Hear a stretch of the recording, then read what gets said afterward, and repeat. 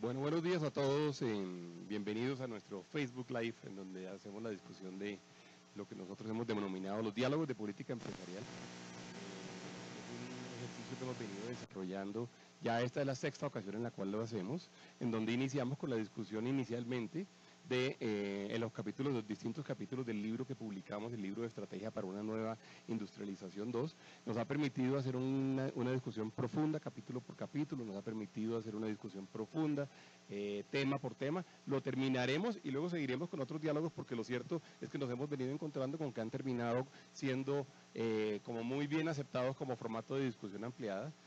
Tenemos hoy dos invitados muy especiales. Tenemos a Silvia Escobar.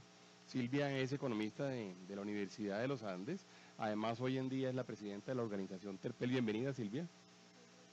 Con Silvia vamos a tener la oportunidad además de ver como la posición y ver el punto de vista de los empresarios, el punto de vista de alguien que está íntimamente ligado a la actividad empresarial colombiana, y un poquito como cuáles son las alternativas y qué pudimos hacer. Sí, es importante usar los micrófonos, porque luego en las redes no nos alcanzan a oír. Y tenemos a Hernando José Gómez. Hernando José Gómez, pues es economista también, es economista de la Universidad de los Andes, tiene estudios de maestría en artes y maestría en filosofía de la Universidad de Yale. ¿En artes, Hernando José? En economía de la Universidad de Yale. Fue asesor del Banco de la República, presidente del Consejo Privado de Competitividad, jefe del equipo negociador del gobierno en el Tratado de Libre Comercio con los Estados Unidos, director del Departamento Nacional de Planeación, y hoy en día es el director de la Misión de Crecimiento Verde en Colombia, trabajo que está siendo coordinado a través del Departamento Nacional de Planeación. Bienvenido, Hernando José. No, señor. Y tenemos a Carlos Herrera. Carlos Herrera es nuestro vicepresidente de Sostenibilidad en la ANDI, que para nosotros es muy importante porque además es la persona con la cual nosotros podemos dar como todo ese input que la asociación le da al país alrededor de las formas constructivas para trabajar los temas de sostenibilidad ambiental y los temas en los cuales logramos nosotros efectivamente la coordinación entre el trabajo el trabajo ambiental y el trabajo empresarial. Yo quisiera solamente decir dos cosas antes de arrancar. Estos diálogos, ya como les decía, estamos en nuestra sexta versión. En las versiones hemos tocado 5 temas. Hemos tocado el tema de política empresarial, es decir, si en Colombia sí hay o no hay política empresarial, política industrial, qué tipo de política de desarrollo empresarial haríamos nosotros que tuviéramos. Tocamos el tema de innovación y toda la creación eventualmente de ecosistemas que pudieran servirle a que Colombia fuera un país más propicio, un país más exitoso en los temas de innovación.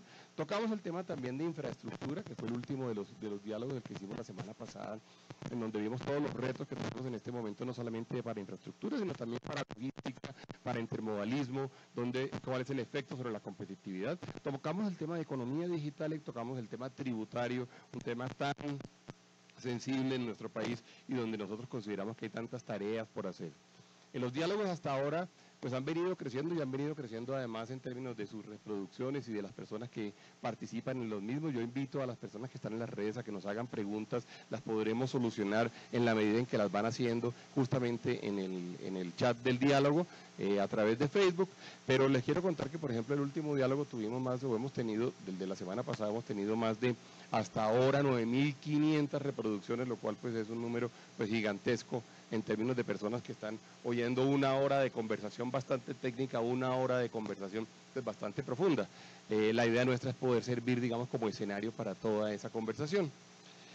El reto de la economía y del crecimiento verde es el tema que vamos a tratar el día de hoy, el tema que tenemos en este momento de saber cómo nosotros desde la asociación, nosotros desde Colombia, cómo el sector privado en el mundo, cómo el sector privado es capaz de crecer bien.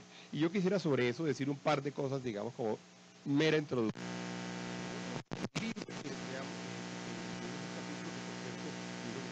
Allí en sus manos. En ese libro creamos un capítulo que va a ser digitalmente liberado el día de hoy. En la medida en que vamos haciendo los diálogos, nosotros lo colocamos en las redes y lo ponemos a disposición del público. Pero ustedes que tuvieron la oportunidad de verlo, saben que de alguna forma, digamos, lo que estamos nosotros proponiendo es que haya una orientación, digamos, desde el punto de vista empresarial, que recoja las políticas públicas nacionales e internacionales, tratando de corregir esa equivocada concepción de que uno tiene como un mundo que es absolutamente dicotómico, en donde por un lado está el desarrollo y por otro lado está la sostenibilidad, por un lado está el desarrollo y por otro lado está el cuidado de lo verde, donde por un lado está el desarrollo y por otro lado está verdaderamente lo ambiental.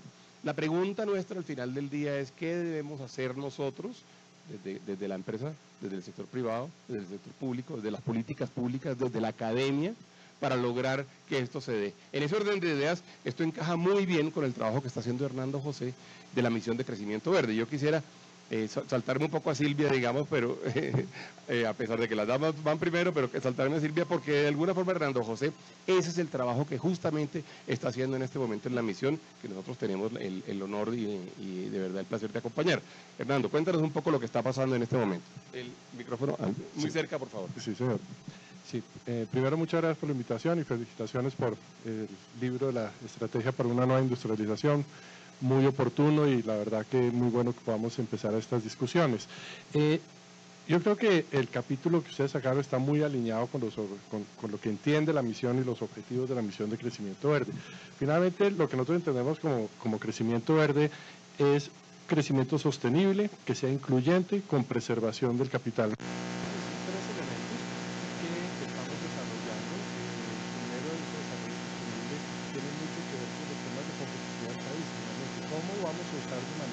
Eficiente los recursos naturales que tenemos, cómo vamos a usar los recursos naturales renovables y no renovables, entonces, cómo vamos a usar eficientemente.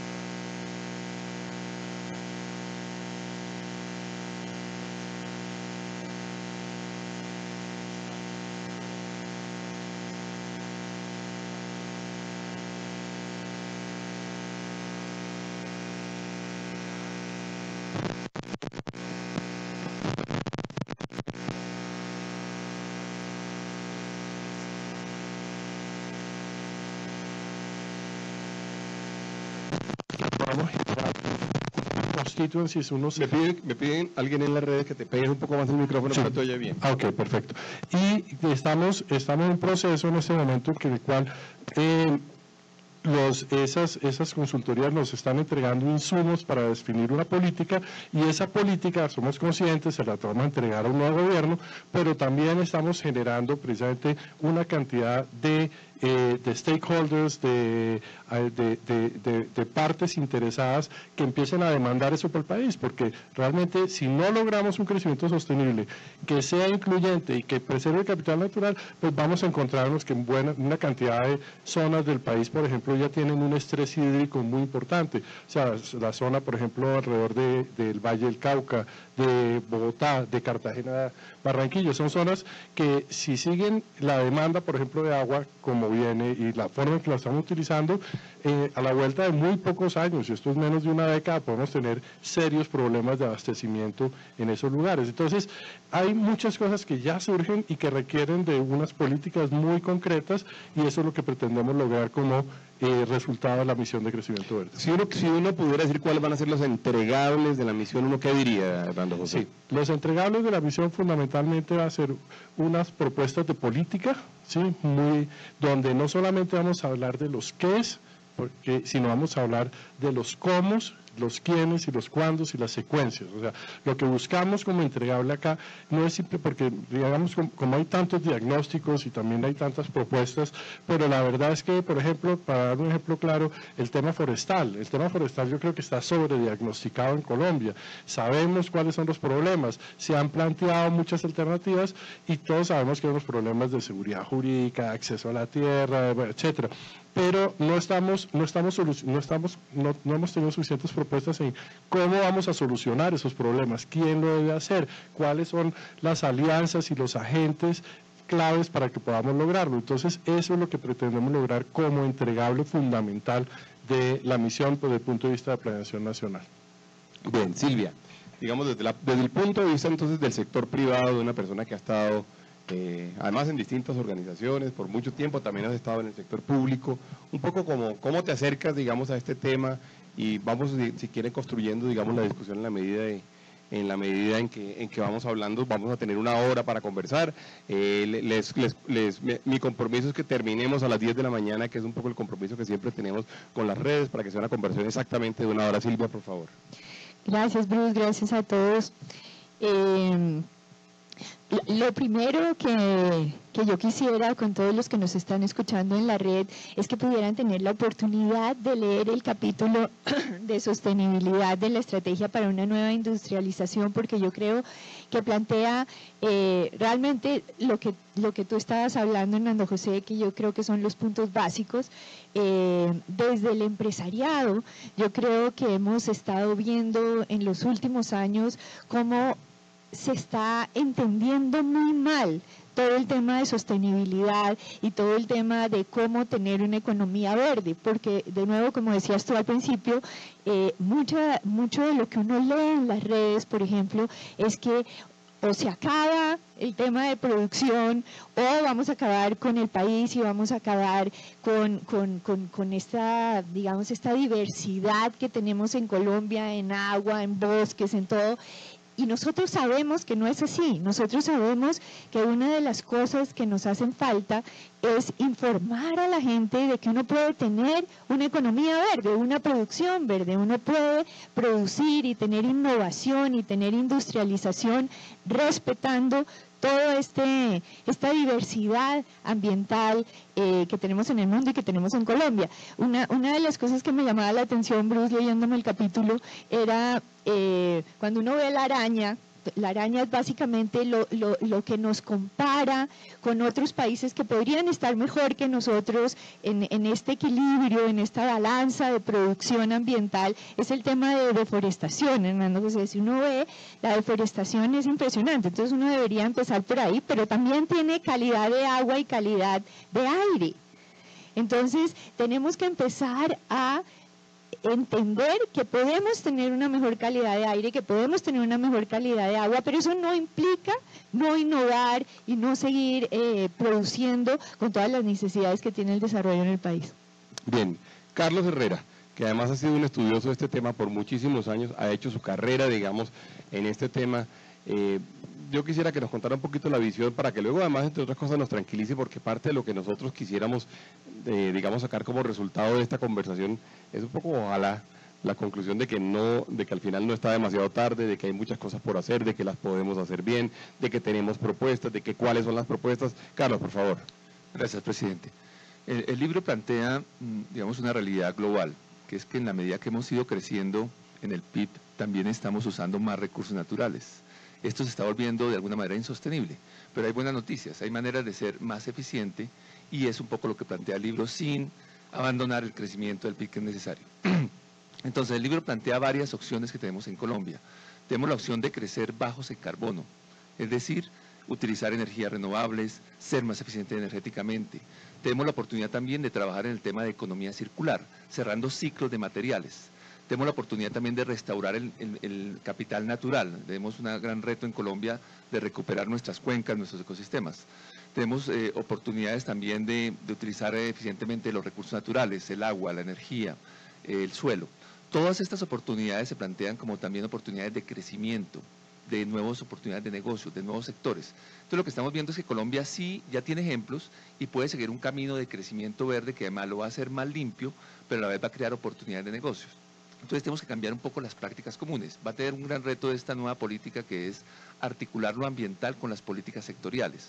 O sea, las empresas hoy pueden hacer muchas cosas, pero se encuentran que hay un camino por el lado ambiental y un camino por el lado sectorial. Entonces lo que queremos es armonizar esas políticas sectoriales para que el empresario encuentre esas nuevas oportunidades. Hernando José hablaba del tema biocomercio. Colombia es el primer país del mundo en especies vegetales. Entonces tiene un patrimonio genético sorprendente. Entonces hay unos grandes negocios que podríamos hacer y obviamente el libro que plantea son opciones para de hacer que los temas de economía circular, de crecimiento verde sean de gran escala, porque eso es lo que vamos a tener como una oportunidad de crecimiento y prosperidad para el país. Yo diría que para entrar, digamos, como en el tema álgido y casi que para ponerle un chulo al tema álgido y decir, es un tema que tocamos, tengo un comentario de Edwin Muñoz que dice lo siguiente. Él dice, el ser humano es incomprensible. Preferimos el oro que el agua. Preferimos el dinero que más árboles. Hasta que no entendamos que solo tenemos un ecosistema natural que es limitado, no tomaremos conciencia. Dice él, esta es una posición que, por cierto, refleja la posición de muchas personas. Y entre otras cosas vale mucho la pena y le agradezco que nos haya hecho el comentario porque refleja la posición de muchas personas. ¿Cómo responderle a Edwin, Carlos? O Silvia, si quieres Silvia, ¿cómo responderle a Edwin? Porque es que la pregunta al final verdaderamente es si estamos hablando de posiciones exclusivas. Uno hace una cosa o la otra. Es que verdaderamente es una cosa o la otra. Es que no tenemos forma de hacer eventualmente de alguna forma una producción responsable de algunos minerales. Es que verdaderamente uno está hablando de dinero versus oro o de desarrollo ambiental y árboles y agua versus oro. Por favor, ¿tú qué opinas, Silvia? Bueno, Edwin, yo te diría que no preferimos el oro al agua. Digamos que no debemos plantear así la pregunta, todo es relativo. Este es un país que requiere muchos recursos y tenemos recursos como el oro que pueden ser utilizados para mejor educación, para mejor nutrición, para mejor salud. Lo que está mal es explotar el oro de una forma en que esté degradando el agua. Y hay muchísimas formas de hacerlo de una forma en que esto no pase. Entonces, uno puede aprovechar los recursos que tiene el oro y gracias a Dios este es un país que tiene muchos recursos que pueden ser explotables para utilizarlos en todas estas necesidades que tenemos en el país sin dañar el agua. No es una dicotomía entre agua y oro. ¿Qué, Hernando José? Y ya voy con Carlos. Los tres tienen, y afortunadamente porque es el tema definitivamente central de la conversación. Sí, estando de acuerdo con lo que acaba de decir Silvia, creo que también hay un problema y es que tenemos que empezar a cambiar las formas en que hacemos las cosas. Digamos, estábamos acostumbrados a que el agua era un recurso ilimitado, por ejemplo, ¿sí? Y resulta que ya no es un recurso ilimitado, que es un recurso que tenemos que cuidar, que tenemos que mandarle una señal de precio, que su uso no es gratuito, que hay que conservarlo, que hay que reutilizar. Si uno no manda una señal de precio, pues la gente no va a reutilizarla, no va a reutilizar el agua. Por ejemplo, a nivel productivo, el reuso del agua en Colombia no es más de 2 o 3%, ¿sí? Entonces, hay ejemplos interesantes. Entonces, tenemos que empezar a cambiar un poco la visión de lo que es sostenible en el largo plazo para que todos los empresarios, los consumidores, los usuarios empiecen a cambiar su actitud y en ese sentido, digamos, está el síndrome del incumbente. Sí, aquí en Colombia los incumbentes son los que ya han hecho toda la vida algo de cierta manera y resulta que de pronto su modelo de negocio les ha funcionado por décadas, pero ahora lo tienen que cambiar. Entonces, para dar un ejemplo y para ser un poco provocador aquí esta vez, es, un país como Noruega dice en el 2025 no vamos a tener automóviles a gasolina, vamos a tener solamente automóviles eléctricos, ¿ya? Esa es la meta y ya tiene el 42% de los automóviles de Noruega son eléctricos.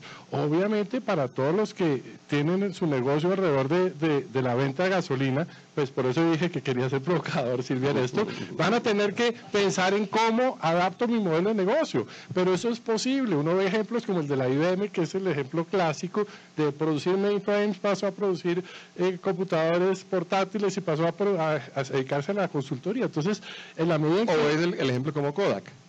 O el ejemplo como Kodak, no cambio, me quedo y desaparezco. Entonces, claramente la señal también que como sociedad y como en una alianza público-privada, academia, tenemos que tener en el país es cómo vamos cambiando esos modelos de negocio para alinearnos para enfrentar de la mejor manera lo que se nos viene. fuiste provocador, entonces ahora dentro de un rato Silvia, pero vamos con Carlos Herrera, porque la pregunta al final, nuevamente Carlos, es verdad que al final estamos hablando de una cosa a la otra, es verdad que al final por preservar el agua no podemos hacer alguna serie de actividades, y probablemente es cierto, o sea, probablemente uno hay ciertas cosas a las cuales debe renunciar, o como dice Hernando José, hay cosas a las cuales hay que darle precio, hay cosas a las cuales hay que darle valor, hay cosas a las cuales pues tenemos que aceptar que no son pues infinitos e ilimitados. Carlos, ¿tú qué opinión tendrías sobre esto? El libro plantea justamente que una de las prioridades para ser prósperos es la restauración de los ecosistemas naturales, restaurar el capital natural. Entonces, el oro y el agua realmente no aparecen en este contexto como incompatibles. Cuando uno revisa, digamos, una de las asociaciones más reconocidas globalmente, la Unión de Conservación Internacional, UICN, ellos no plantean la lucha entre los minerales y el agua. Plantean dos elementos centrales. Uno, que no se puede hacer en cualquier parte, y eso nosotros lo aceptamos. Hay lugares como los páramos, los parques nacionales, donde no es factible hacer estas explotaciones. Y la segunda, donde se puede hacer no es de cualquier manera. Entonces, evidentemente, cuando uno plantea un tema de la minería, la asocia mucho con un tema de criminalidad, porque hay mucha minería criminal. Esa no es la minería que nosotros conocemos. Hay gente que estudia para hacer bien la minería, y nosotros creemos que los proyectos no solo van a generar, proyectos como el oro, recursos para el desarrollo, sino que en las zonas donde ellos estén van a contribuir con la restauración de los ecosistemas y con un mayor manejo. Se plantea que en el tema de biodiversidad, por ejemplo, cuando haya proyectos, lo que debe haber es una ganancia neta de biodiversidad. La ANDI justamente tiene como una iniciativa central la biodiversidad del desarrollo, justamente para mostrar que los proyectos bien hechos, una minería bien hecha, por ejemplo, para la pregunta, generan más beneficios que impactos ambientales. Los proyectos tienen impactos ambientales, eso se deben controlar, pero los beneficios del proyecto, los impactos positivos, generan al final un resultado mejor para la sociedad. Entonces creemos que la pregunta no es si es uno o el otro, sino es cómo se logra hacer y cómo se logra que estos proyectos sean realmente un motor de desarrollo y de protección del ecosistema. Ahora, más adelante voy a ir con un comentario de Simón Brave que dice, que habla de las consultas populares, porque sin duda, digamos, va a ser imposible no hablar de las consultas populares el día de hoy, y un poco qué es lo que está pasando allí, qué debería suceder. Pero Silvia quería de alguna forma reaccionar a lo que había dicho Hernando José, o por lo menos me pareció en ese momento que te arrepentiste. No, para nada. para que dijo Hernando José, además, porque tiene toda la razón, pero para Edwin y para todos los que están en este momento en las redes y les interesa eso, yo creo que todos aquí estamos siempre pensando en preservar el ambiente, en preservar el agua.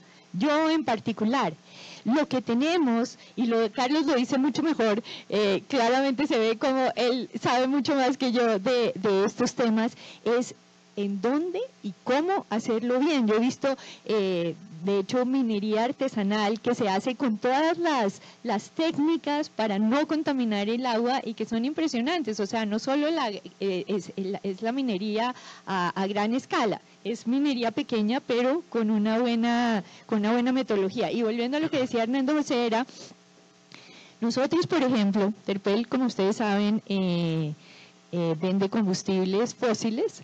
En este momento, digamos que en el mundo la energía, los combustibles líquidos fósiles, pues es lo que mueve los carros, pero estamos analizando, estudiando, investigando todas las nuevas formas que pueda haber hacia el futuro de preservar nuestro aire de una mejor forma. Y también, Hernando José, una cosa que es bien importante, y es que todos estos capítulos que hemos venido hablando se interrelacionan. Hay una cosa que es muy importante y es la innovación tecnológica. Es la innovación que puede llegar a que, por ejemplo, los combustibles fósiles emitan menos contaminantes a la atmósfera. Entonces uno puede tener un mundo donde se utilice, por ejemplo, el petróleo y que no contamine el aire. Lo que pasa es que no lo estamos viendo hoy porque no hemos llegado a esa innovación, pero es bien interesante ver cómo la tecnología y la innovación puede llegar a diferentes necesidades en el futuro con respecto a este tipo de energía. Bueno, hay que en todo caso decir que Colombia ha hecho un avance gigantesco, por ejemplo, en términos de emisiones aéreas, que tienen que ver con el tema de los combustibles, el tema del diésel. Una de las grandes y de las muy importantes, o de los muy importantes aportes de la refinería de Cartagena y del trabajo que se vino haciendo sobre la refinería de Barranca Bermeja, fue la de justamente disminuir el número de partículas, y Carlos me corregí, de partículas de azufre contenidas en el diésel.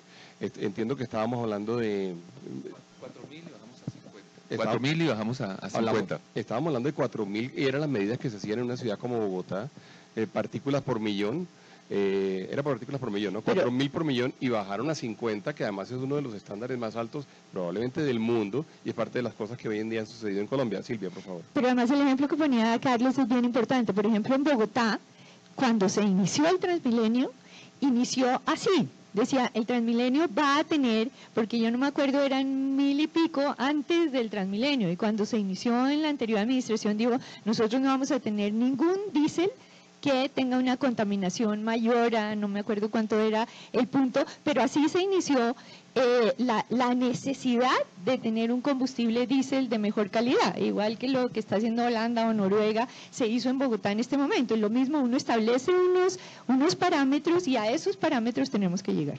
Bueno, simplemente para agregar, por ejemplo, el ejemplo de la refinería y la mejora en la calidad del diésel es un excelente ejemplo, pero también es un excelente ejemplo sobre la necesidad en que tenemos de trabajar a nivel mancomunado dentro del mismo sector privado y con el gobierno. Me explico.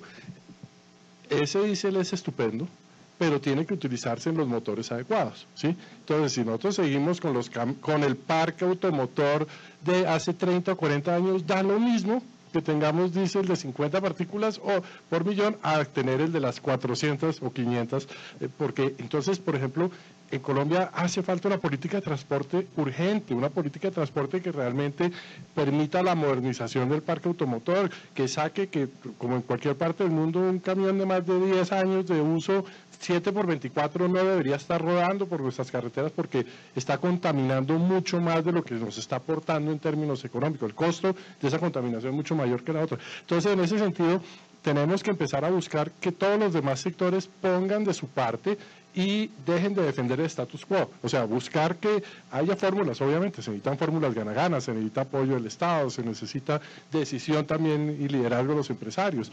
Entonces, ese tipo de cosas necesitamos que tanto desde el punto de vista del gobierno como de otros sectores podamos realmente sacarle mejor provecho a ese tipo de avances extraordinarios como el que se ha logrado en esa materia. Yo quisiera complementar, Hernando José, en el libro habla de una cosa que es muy importante y nos olvidamos, y es que todos, no es una parte de la cadena de valor, todos somos parte de mejorar esa calidad del medio ambiente. Lo que dice Hernando José es absolutamente cierto. A veces contamina más el que no llevemos nuestros carros al mantenimiento que la misma calidad del diésel. Entonces somos todos, desde ir al taller a que le hagan el mantenimiento al carro hasta exigir unos niveles menores. Cuando Hernando José hablaba de que Noruega decía que en el año 2025 todos los carros iban a ser eléctricos, yo pensaba, decía, bueno, ¿y será que ese tipo de cosas las vamos a lograr en Colombia cuando no hemos sido capaces justamente de chatarrizar vehículos de más de 20 años? Porque la discusión que tenemos casi siempre, además cuando tenemos paros de transporte, cuando tenemos las discusiones a veces con los transportadores es, oiga, ¿qué hacemos con los vehículos? Esos, sí, que entendemos, son la forma de vivir de muchas personas, pero para eso hay alternativas económicas y se están presentando alternativas económicas, o bien para comprarle el vehículo o bien para renovarlo y reemplazarlo.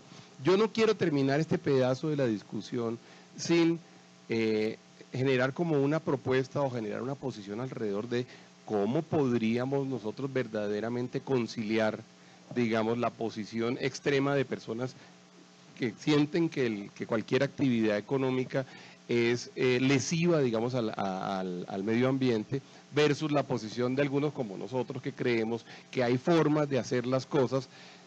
Muchas cosas hay formas de hacerlas, probablemente algunas no se vayan a poder hacer porque definitivamente como decía Hernando José, o no hay suficiente agua, o los páramos definitivamente los páramos no los vamos a tocar, o definitivamente algunos, yo digo los corales naturales no se deben tocar. Hay una serie de cosas que son verdaderamente intocables, pero ¿cómo hacer para conciliar eso? Yo creo que es uno de los retos más importantes que tiene Colombia.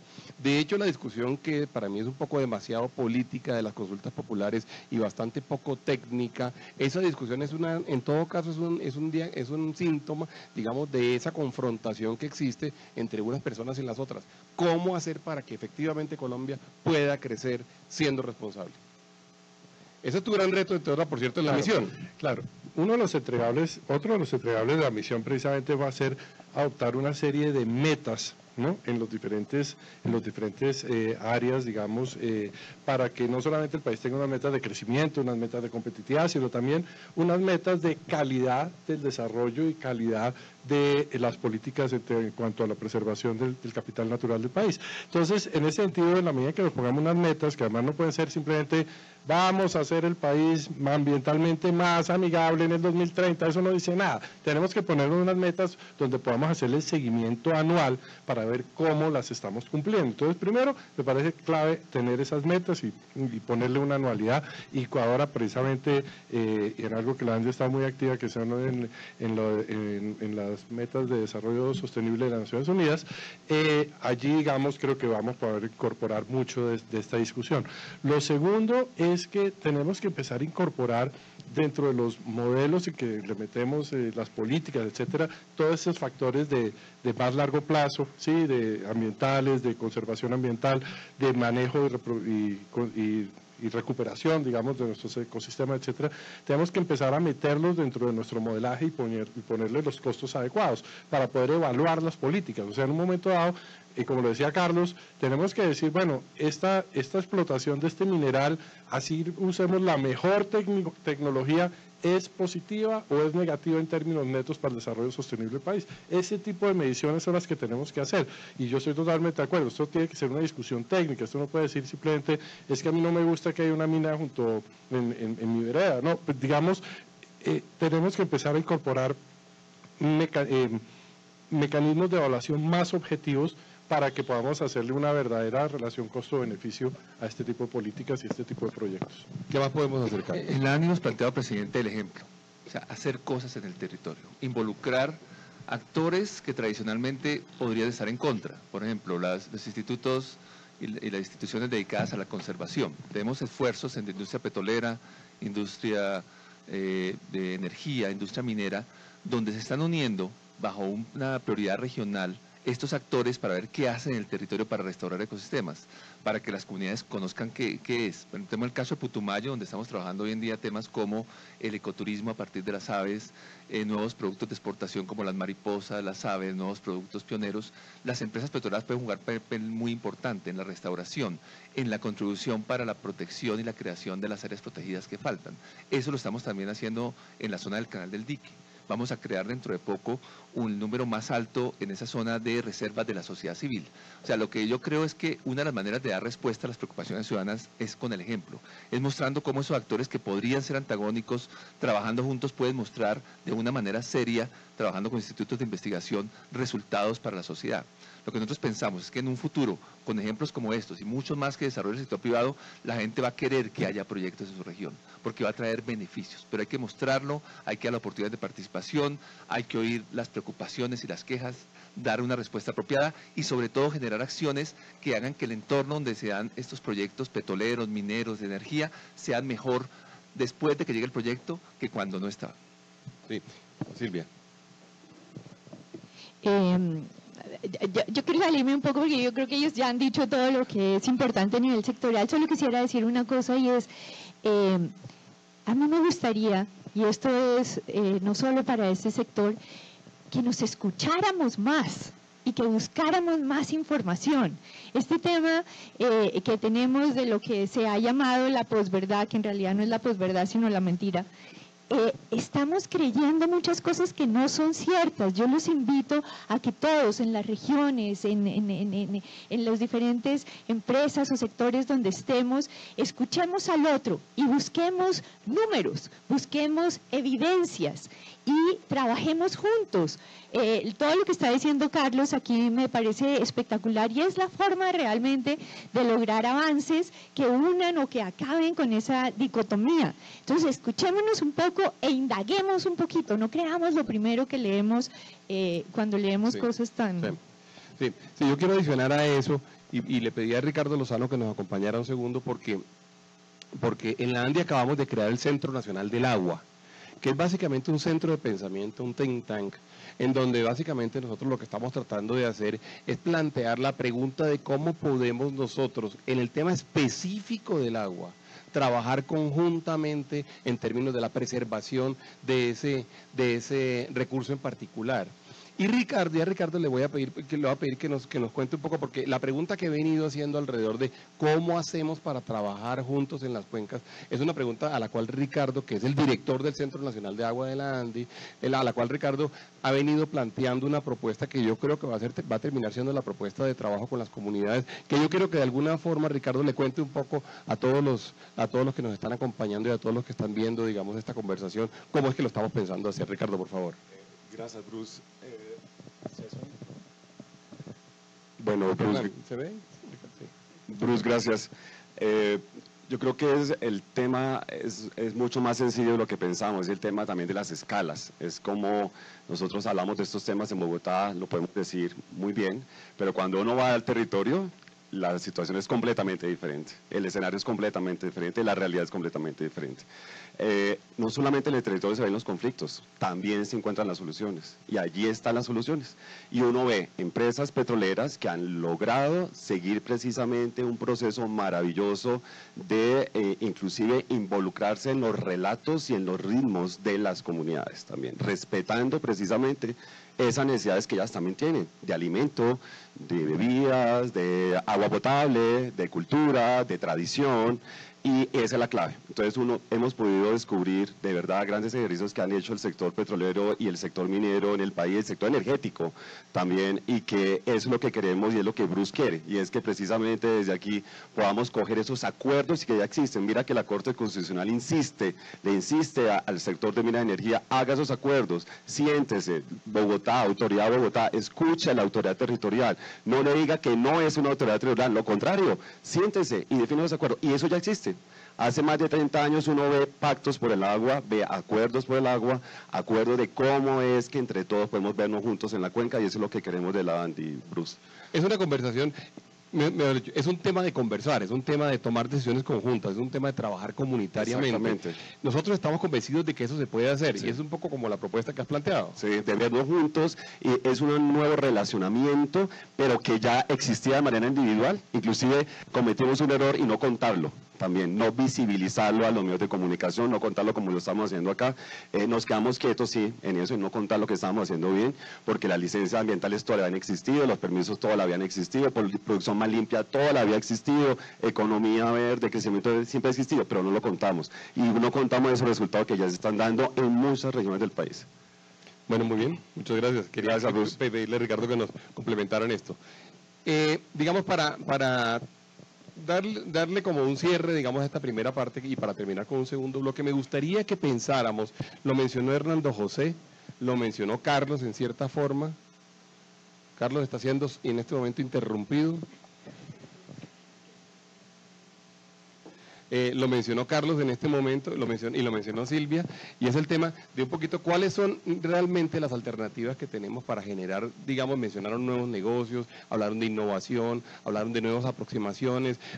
De vez en cuando en los discursos a veces oímos que Colombia es uno de los países más biodiversos, de que hay un gran potencial allí, de que hay un capital natural que nosotros tenemos. ¿Por qué no hablamos un poquito de ello? ¿Dónde están las oportunidades? Teniendo por supuesto en cuenta que para que esas oportunidades de adelante puedan convertirse en una realidad, vamos a tener que superar, digamos, por supuesto, la parte contingente y contenciosa, digamos, de la cual hablamos en la primera parte del debate. Entonces, si uno es capaz de ver como sociedad, ponernos de acuerdo en cómo vamos a trabajar, hablemos de oportunidades. ¿Qué estamos viendo en oportunidades? La ANDI tiene algunos casos, Hernando José, no sé si quieres, dentro de lo que ya ustedes han logrado adelantar, y luego vamos con los otros dos panelistas. A ver, indudablemente, como tú mencionas, hay unas grandes oportunidades en el tema de biodiversidad, el uso sustentable de la biodiversidad.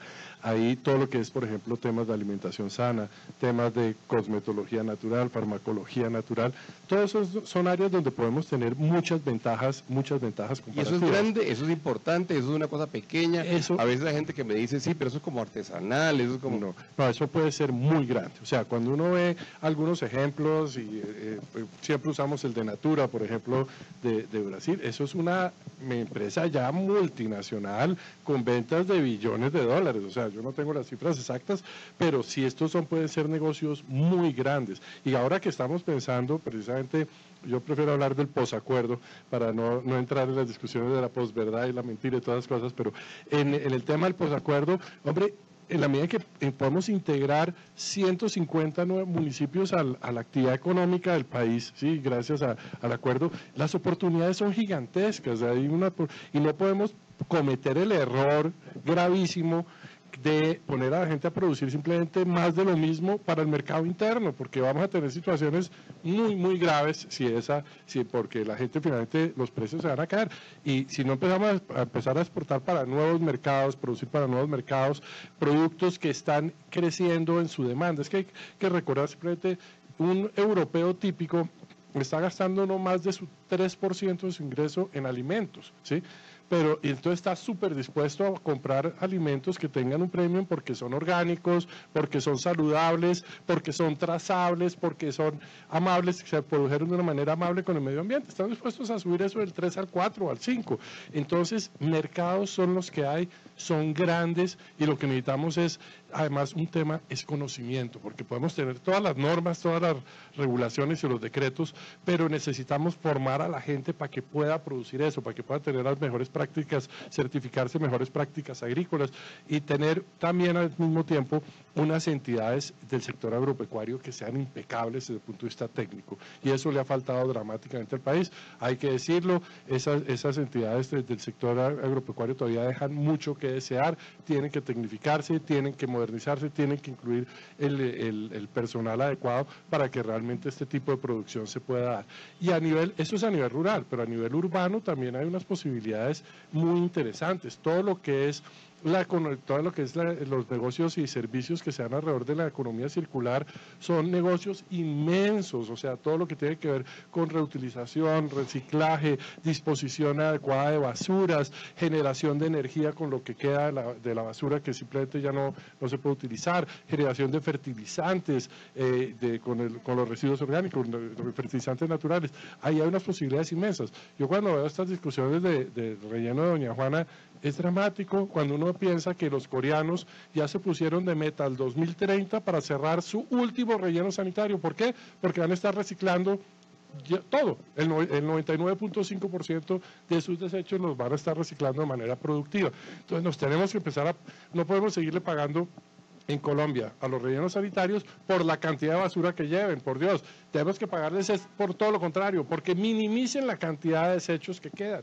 Y ese tipo de cosas va a implicar cambios en el status quo, cambios en los modelos de negocio que no van a ser fáciles, que va a requerir mucho diálogo entre las partes interesadas, pero también ponernos eso como un norte, como política, y donde la dirigencia del sector privado, la dirigencia del gobierno va a ser clave que se pongan esto como meta. Es interesante en lo que estás diciendo por muchas razones, pero tocaste en varias ocasiones, digamos, temas institucionales. Y esta es una de las grandes preguntas. De hecho, Brian Barreto, por ejemplo, me lo pregunta, lo menciona también en un momento dado. Daniel Suárez, cuando habla de si vamos a ser capaces o no vamos a ser capaces, si uno te llegara a tener, por ejemplo, un impuesto verde, si no habría una inmensa evasión a un impuesto verde. Y esto quizás, y voy a terminar con el tema institucional, pero me gustaría, antes de terminar con el tema institucional, que Carlos nos hablara un poquito de economía circular y, entre otras cosas, de los ejercicios que la gente no sabe que la ANDI hace unos ejercicios gigantescos en términos de postconsumo que vale la pena que le contemos. Ahí podemos hacer un poco de autopublicidad, Carlos, del trabajo que hacemos. Claro, presidente. Bueno, uno de los temas más importantes hoy en la discusión global es la economía circular. Estamos cambiando un modelo que se podría simplificar diciendo úselo y tírelo, por un modelo en que los residuos se vuelven materiales y se vuelven oportunidades de negocio. Es interesante ver, por ejemplo, cómo la política, revisamos hace unos 2 años, la política inglesa centra el desarrollo manufacturero en la economía circular. O sea, estamos hablando de un tema realmente de alta envergadura, que genera una oportunidad de negocios y una nueva visión de lo que requiere el consumidor y lo que requiere el planeta. Entonces la ANDI desde hace muchos años y en el último tiempo le ha metido, digamos, con todo al tema de la economía circular.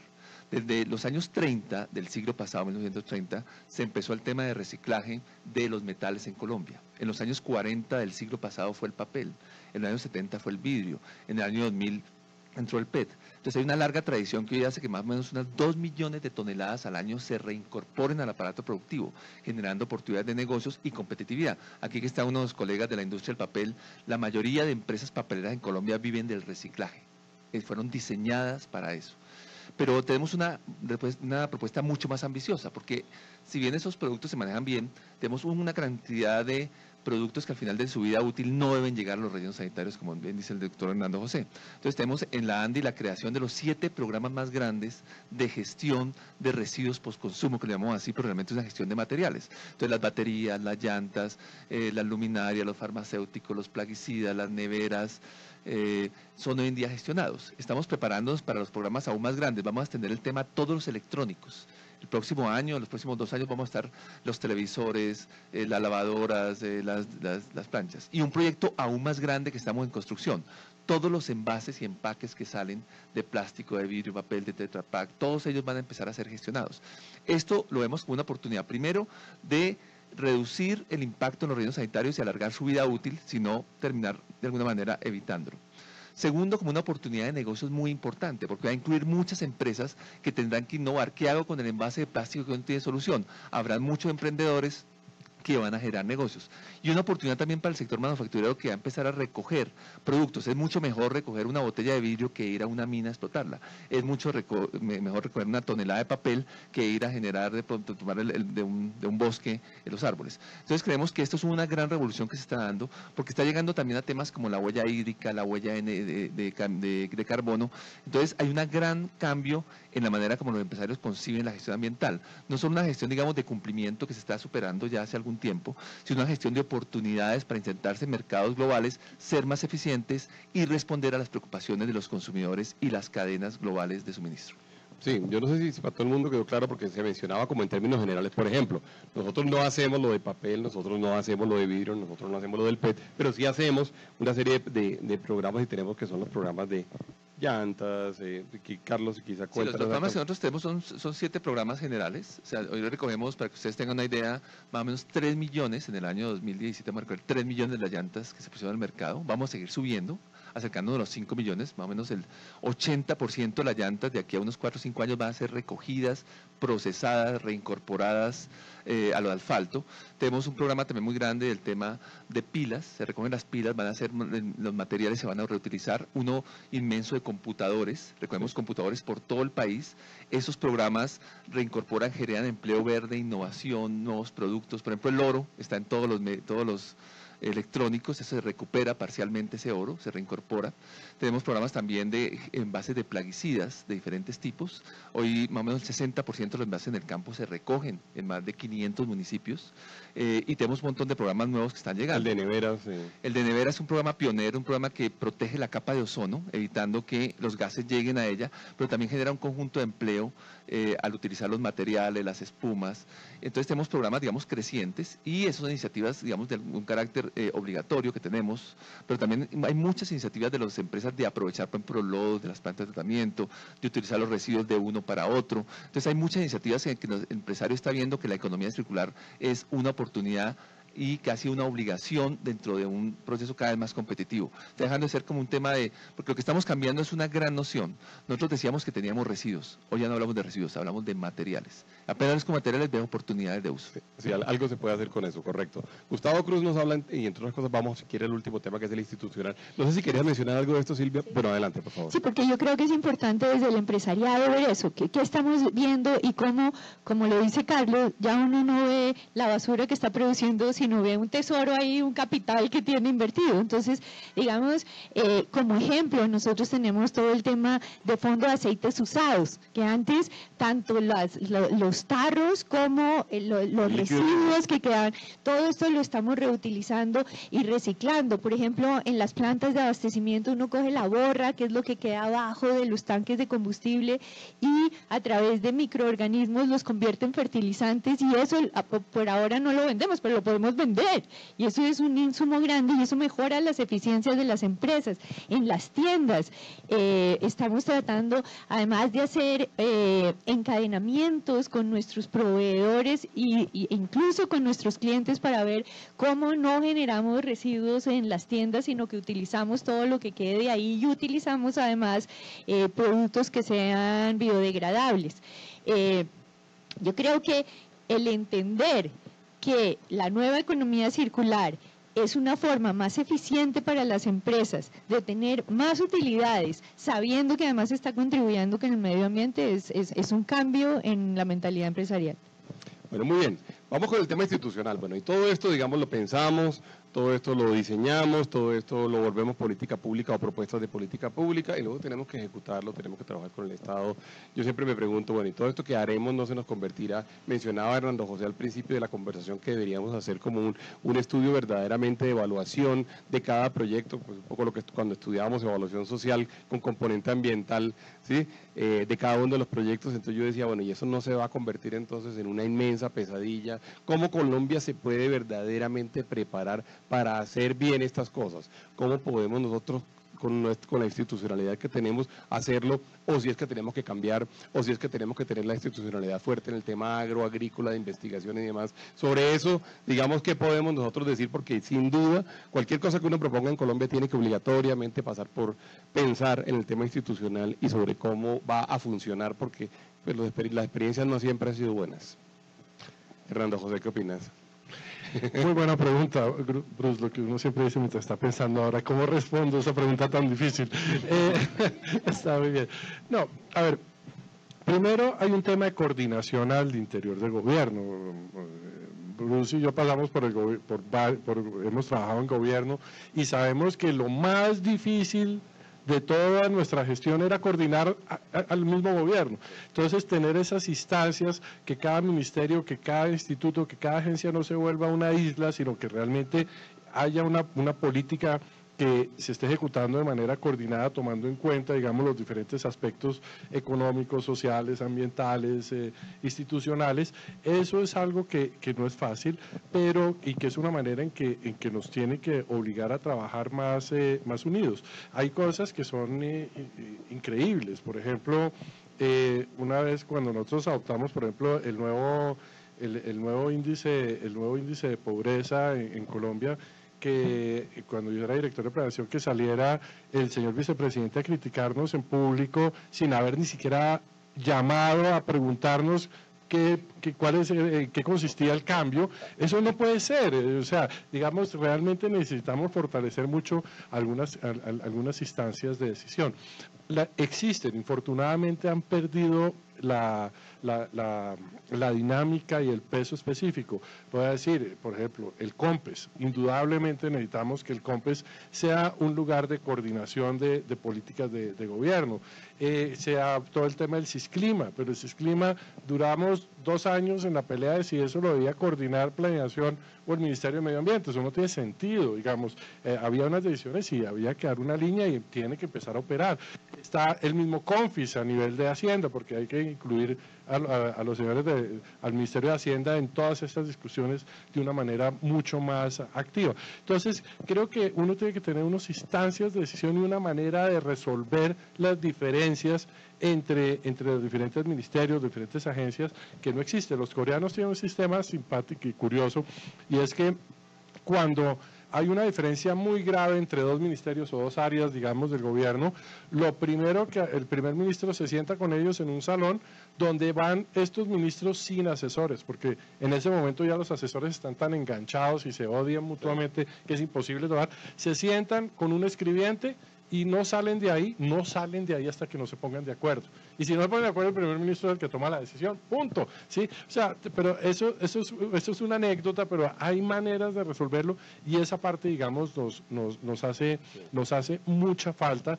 Y yo también pienso que realmente estamos en una instancia que para adelante necesitamos un planeación nacional que recupere, digamos, lo que fue la idea de sus inicios, que es que sea el brazo técnico de la presidencia, ¿sí? Y al ser el brazo técnico de la presidencia, sea el espacio de coordinación. Y a mí, digamos, yo cuando sacaron ahora recientemente el número de COMPES sacados en cada periodo, de cada director, etcétera, el mío es de los más bajos, y me gusta que haya sido, porque mi dirección en eso fue, COMPES que diga, se propenderá, se buscará, se estudiará, no sirve.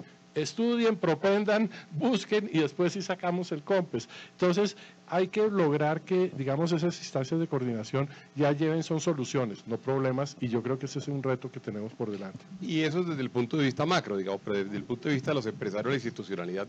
O sea, uno en realidad no se relaciona con el CONFIS, con el COMPES, uno se relaciona con la gente que al final le da los permisos, no le da los permisos, los trámites. Silvia, un poco, ¿cómo lo ves tú? Mira, para mí, cuando tú hablas de institucionalidad, yo me imagino la demora en los trámites.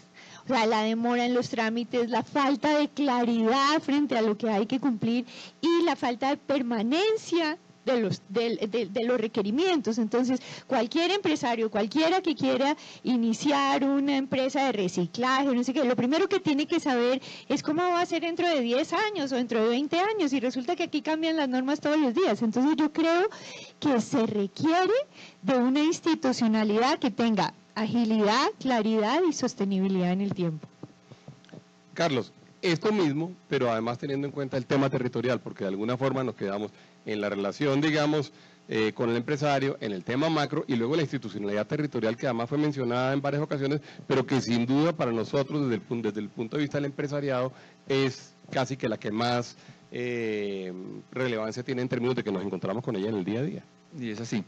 Un tema muy importante que propone el libro en la estrategia de una nueva industrialización es que el tema del crecimiento verde no es solo de nuevos sectores punteros, sino es de toda la economía. O sea, de todos los sectores tradicionales también tiene un espacio muy importante. Entonces, para llegar a lo territorial, necesitamos que las políticas sectoriales incorporen el tema de sostenibilidad como una oportunidad. O sea, esto no es solo de las autoridades ambientales.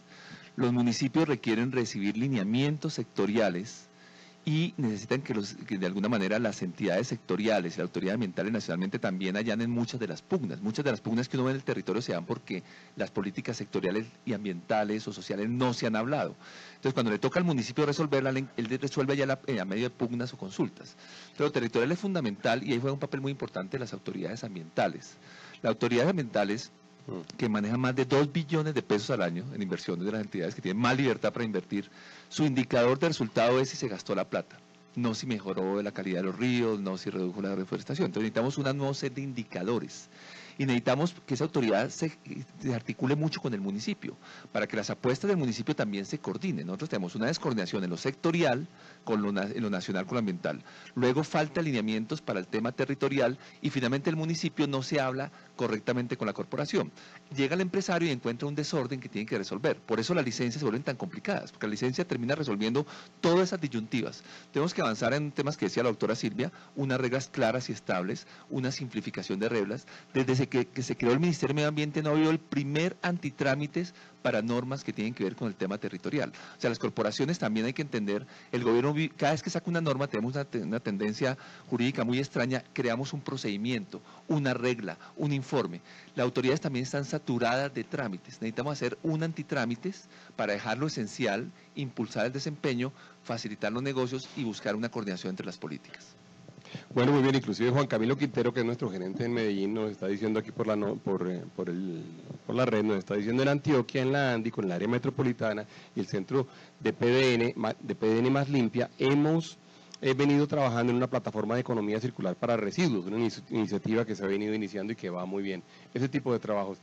Bueno, este es un tema infinito, es el tema al cual le dedica Hernando José, pues de las 24 horas del día, de los 7 días, lleva trabajando no sé cuántos, 6 meses por lo menos, y faltan ¿cuántos? ¿Otros 6? faltan otros 6 meses. Sería muy difícil, digamos, resumir esto en solamente una hora. El libro, digamos, hace una serie de propuestas, nosotros estamos trabajando con él. Les agradezco a todos que nos hayan acompañado, a Silvia, a Hernando José, a Carlos, a las personas que nos acompañaron por las redes. Vamos a seguir dando estas discusiones, vamos tema por tema, vamos juiciosamente trabajando. Probablemente hagamos segundas sesiones de algunos temas que aparecen como temas en los cuales la gente dice, oiga, profundicen en una cosa con la otra. Y le agradezco pues a las personas que nos acompañaron en las redes. Este Facebook Live queda montado en las redes, ustedes lo pueden compartir, y de hecho la mayoría de las veces lo que nos sucede es que lo terminan observando a lo largo de la semana, de manera que el martes próximo sabremos cuántas veces fue compartido. Esperemos que sea suficientemente interesante para los colombianos. Muchas gracias a los tres. Muchas gracias a todos.